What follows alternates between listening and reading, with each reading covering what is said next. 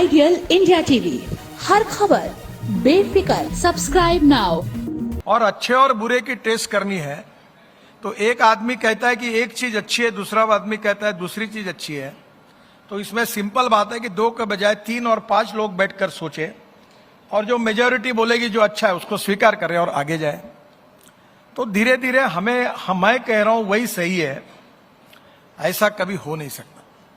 और इसलिए मैनेजमेंट का प्रिंसिपल यही है कि things together works together, and we need to establish between the stakeholders, that is cooperation, coordination and communication। बहुत सी बातें में हम ऐसी कि हम अच्छा काम करते हैं, डिपार्टमेंट में काम करते हैं, पर मैं क्या कर रहा हूं उसको नहीं बताता, वो क्या कर रहा है मुझे नहीं बताते, और दोनों काम में डबल खर्चा होता है। अब जहां हम टनल बनाते हैं वहां रेलवे को भी टनल बनानी है, रेलवे को जहां टनल बनाने हमें रोड बनाने हैं, पर हम उनको पूछते नहीं, वो हमको पूछते नहीं। दोनों एक जगह बैठ गए तो हम दोनों बोलते तुम्हारे टेक्नोलॉजी हमें मान्य नहीं, तुम्हारे स्टैंडर्ड्स हमको मान्य नहीं, वो बोलते तुम्हारे स्टैंडर्ड हमको मान्य नहीं। और दोनों विद्वान लोगों के बीच में देश के पैसे का चुराड़ा होता है। जो काम 100 रुपए में होता है वो 200 रुपए में होता है। तो ये बेसिकली ये गति शक्ति की जो योजना प्रधानमंत्री जी ने आई, वो अक्सर कहते हैं कि हम साइलोज में सोचते हैं, और साइलोज में सोचने के कारण फिर कभी कभी ये बातें आती है। मैं कहता हूं प्लांट लगाओ, तो एक इंजीनियर ने, कॉन्ट्रैक्टर ने मुझे कहा कि क्या मैं क्या प्लांट लगाने का काम मेरा है क्या? मैंने कहा आप रोड बना रहे हो, आप मालूम है आप कितना गलत काम कर रहे हो रोड बनाकर? तो उन्होंने कहा मैंने क्या गलत काम किया, लोगों की तो सुविधा होती है। मैंने बोला रोड बनाने के बाद रोड पे जितने वाहन चलते हैं उसके कारण 35% कम से कम जो पोल्यूशन हो रहा देश में, इस पोल्यूशन को तुम कंट्रीब्यूट कर रहे हो, और इसलिए इसको कम करना भी आपकी जिम्मेदारी है। उसके लिए भी कोशिश करो, और इसलिए ऐसी स्पेसीज लगाओ कि जो कार्बन डाइऑक्साइड को एब्जॉर्ब करे और रोड के ऊपर का जो पोल्यूशन है वो कम करे। ये आपकी मॉरल रिस्पॉन्सिबिलिटी है। तो बिटवीन द स्टेक होल्डर्स हम एक दूसरे की समस्या को भी समझेंगे और निश्चित रूप से मिलकर काम करेंगे तो बहुत बड़ा चमत्कार हो सकता है।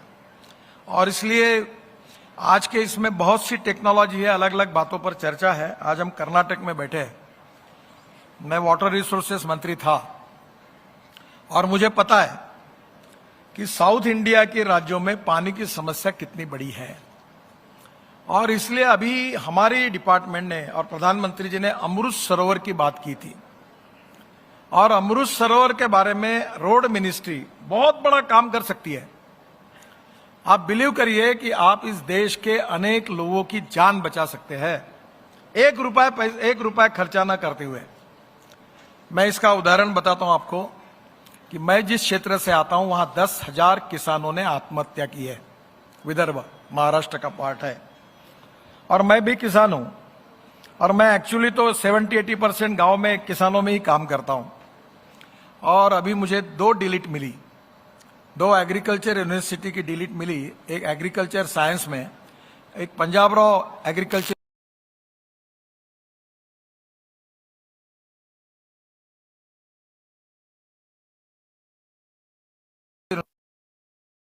पानी ये समस्या है, और सब जगह पानी कई जगह ज्यादा है, कई जगह कम है। पानी की कमी नहीं है, पानी के नियोजन की कमी है। तो हमने क्या किया, सिंपल काम किया। जो हमारे नेशनल हाईवे जो बन रहे थे, उस हाईवे को बनाते समय हमने जो नदी और नाले लगते हैं उनका खोलीकरण और रुंदीकरण किया। फिर जो एग्रीकल्चर यूनिवर्सिटी में 10,000 एकड़ जमीन थी, 350 एकड़ इरिगेशन था, मैंने वाइस चांसलर को बुलाया और मैंने कहा मैं आपको तालाब बना के देता हूं फुकट में, फ्री ऑफ चार्ज। तो उन्होंने मुझे जमीन दी, और मैंने कहा आपकी मिट्टी हम रोड पे ले वापरेंगे। उन्होंने अनुमति दी, और 36 तालाब बनाए। अब वो फिल्म आपको देखने के लिए मिलेगी, कभी आप उस एरिया में जाइए। मैं गया था, 22,000 कुएं रिचार्ज हुए, 10,000 एकड़ जमीन इरिगेशन के अंदर आई, और जहां किसान आत्महत्या कर रहे थे वहां नींबू और संतरे के पेड़ लगे, वहां का एग्रीकल्चर ग्रोथ रेट बढ़ा, नए रोजगार निर्माण हुए। और मैं जब वो गांव में गया था, 32 गांवों में पीने के पानी का प्रॉब्लम सॉल्व हुआ।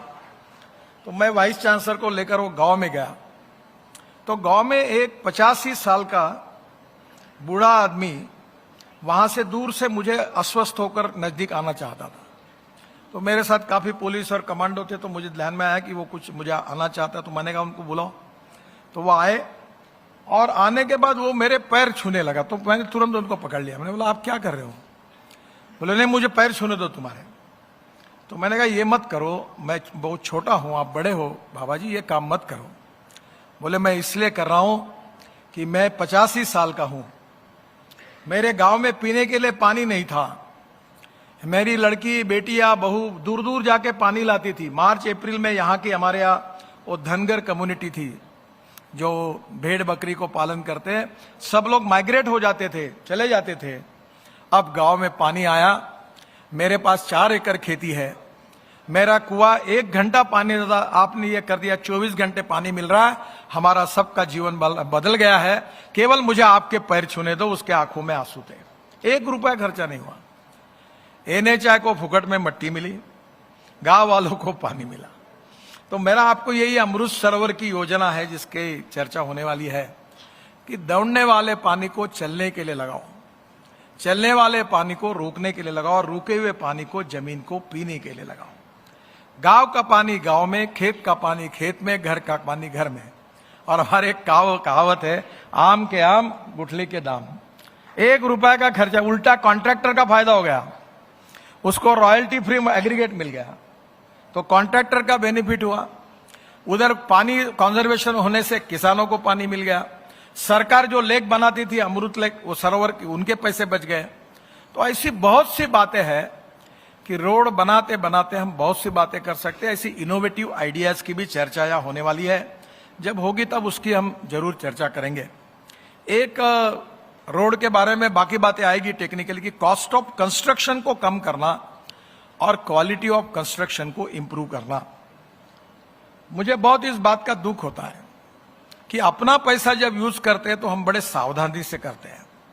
कहीं भी खर्चा करना पड़ता है तो आप देखिए, मैं भी उसमें होता है, मेरा ऑफिस मेरा एयर टिकट निकालता है, तो वो इकोनॉमी क्लास का टिकट रहता है। तो आजकल उसमें टिकट में नाश्ता इंक्लूड होता है। तो मैंने एक माइन्यूटली देखा कि कोई भी मंत्री और कोई भी सरकारी अधिकारी टिकट लेते समय विथ नाश्ते वाला ही टिकट लेता है, भले वो खाए या ना खाए, क्योंकि पैसा सरकार भरती है। मैंने अभी तक एक भी ऐसा सरकारी अधिकारी और मंत्री नहीं देखा मेरे सहित कि जिसका टिकट जो निकलता है वो नाश्ता इंक्लूड होता है।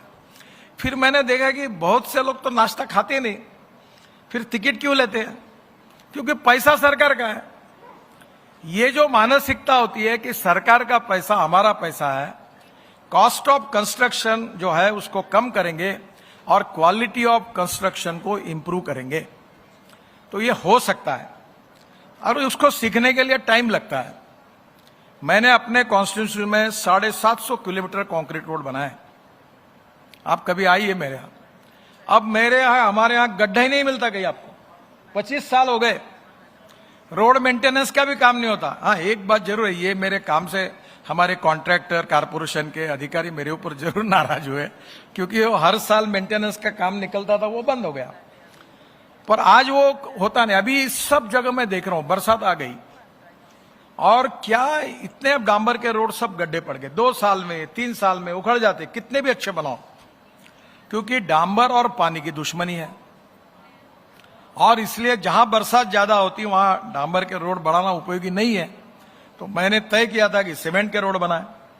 तो सीमेंट के रोड बनाने की बात की तो सीमेंट वालों ने कार्टेल बना के रेट बढ़ाया। तो मुझे इतना गुस्सा है कि मैंने बोला मेरा विड्रॉ, अब बिटुमेन को बनाओ। अब प्रॉब्लम यह है कि टेक्नोलॉजी बदल गई।